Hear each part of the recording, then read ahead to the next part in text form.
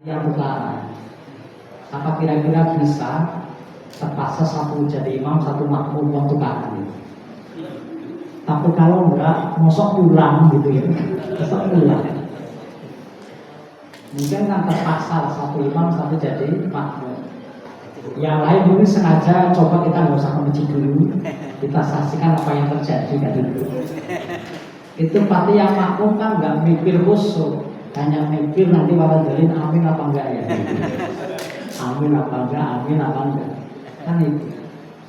Artinya begitu saatnya imamnya waladhalin langsung emosi, aku amin kan gitu.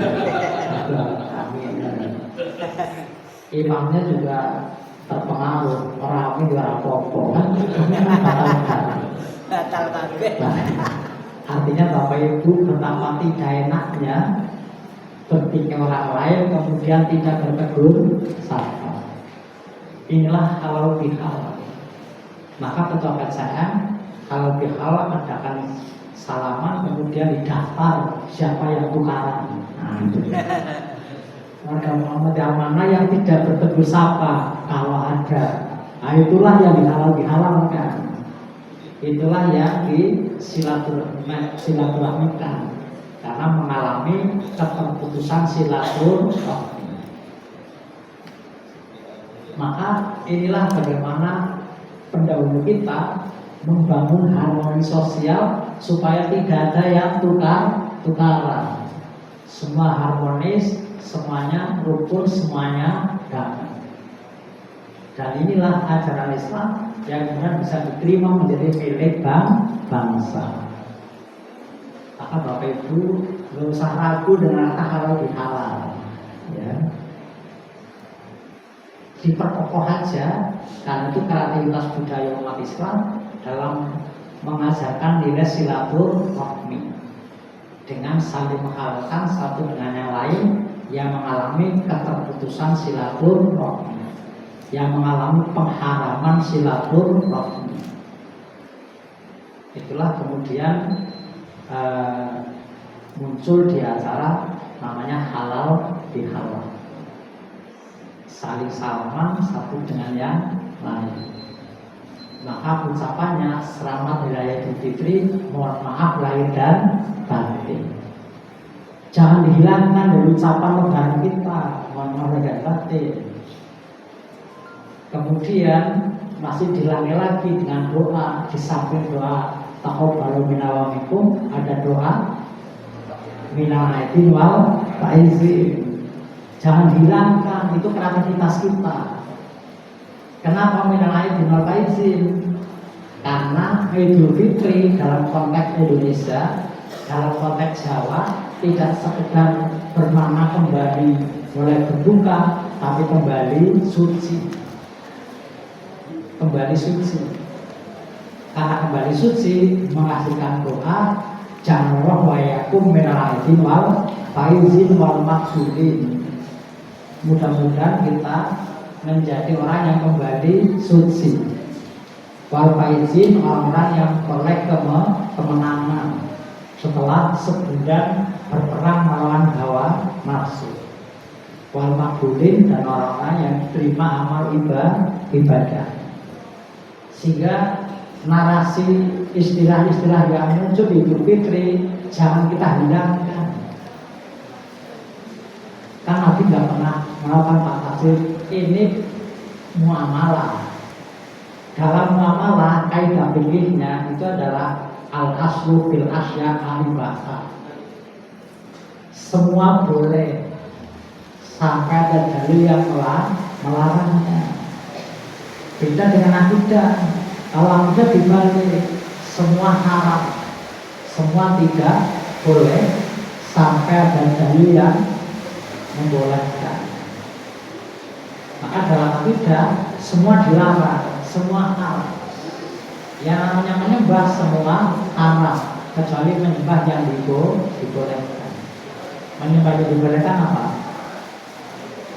Menyembah kepada Allah Subhanahu wa Ta'ala. Selainnya haram. Maka dalam akidah kaidah fikihnya al-aslu fil asya at-tahrim. segala sesuatu haram. Hatta ya bila dalil lala taklilita, sampai ada dalil yang menghalalkan. Sehingga namanya menyembah itu haram, kecuali menyembah yang dibolehkan. Maka menyembah hanya boleh pada Allah Subhanahu wa Ta'ala, tidak boleh yang lain. Tapi kalau dihalal itu muamalah. Kalau muamalah dibalik kaidah fikihnya al-aslu bil asya al-mubah. Semua boleh sampai dalil yang melarangnya. Sehingga warga Muhammadiyah nggak usah ragu dengan ucapan Idul Fitri kemudian dikurang-kurangi. Sekarang saya melihat orang Muhammadiyah kalau ucapan Idul Fitri sudah nggak ada lagi karena Muhammad lahir dan batin, nggak ada lagi minalaidin wal faizin. Ini namanya malah kemunduran. Ya, ini mesti teman salafi ini mesti. Ini teman salafi. Alasannya karena Nabi nggak pernah melakukan. Sebagaimana meniru Nabi mesti sesuai dengan teks, nggak mesti juga. Kan ada kaidah al-Islamu sholihun ala kulli zamanin wa makanin. Dalam pemahaman dan pengamalan Islam bisa berubah sesuai perubahan ruang dan waktu. Contohnya Bapak Ibu kalau zakat fitrah akan dikeluarkan. Bapak Ibu kemarin zakatnya apa? Beras. Saya tanya, di mana dalil beras? Kok Bapak Ibu pede banget gitu bawa beras itu? Padahal kan nggak ada dalil beras. Di mana ada dalil makanan pokok? Di mana ada dalil dari Quran mengatakan makanan pokok untuk zakat fitrah? Nggak bakal ada. Coba kita lihat hadisnya. Kalau Quran jelas tidak pernah menyebut, hadis yang menyebut, tapi juga nggak ada kata beras. Coba kita lihat hadisnya. Hadis zakat. Kalau Rasulullah Sallallahu Alaihi Wasallam zakat al-fitri syar'an min kambing syar'an min sangin. Sabun membaca sapa Rasulullah zakat al-fitri zakat fitri. Menapa syar'an min kambing satu sok kurma. Syar'an min sangin satu sok gandum. Di mana beras? Di mana beras itu? Di mana beras? Atau hadis lain Mempihati zaman Nabi Sallallahu Alaihi Wasallam Sya'am mentakrim, sya'am mensairin Sya'am menjadid, sya'am menta'am. Kami para sahabat pada zaman Nabi menekan zakat fitrah satu sok kurma, satu sok gandum, satu sok anggur kering, satu sok makanan. Di mana ada kata beras? Kok Bapak Ibu pede banget ya? Beras itu. Beras berapa kilo? 2,5 kilogram. Katanya dari mana Bapak Ibu menemukan dalil 2,5? Dia nggak ada dalil ya. Apa berarti Bapak Ibu menyebut zakat kita dengan zina? Atau kita mau usah sesuai hadis?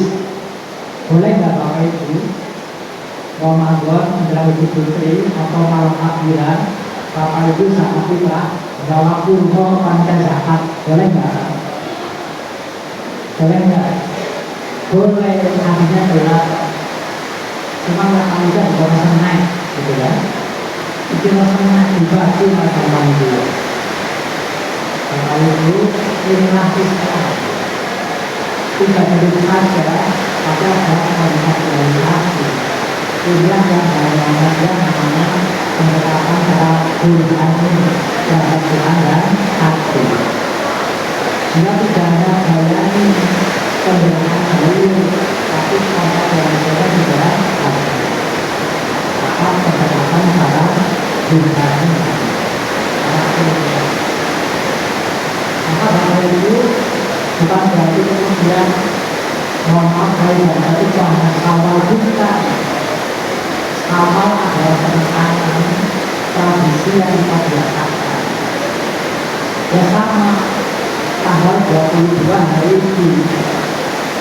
Apa berarti bilang tanggal 22 kita tidak hormat pada itu? Kan tidak. Inilah yang dalam bahasa Islam namanya manusia hormat waktu itu. Manusia butuh penekanan dalam belajar untuk mengawinkan, untuk menegakkan kembali ingatan dan amalan. Maka mohon maaf kemudian saya ada berupa hati dengan ucapan moral yang hati kemudian saya tetap ditulis di satu negara, tetap ditulis di satu negara.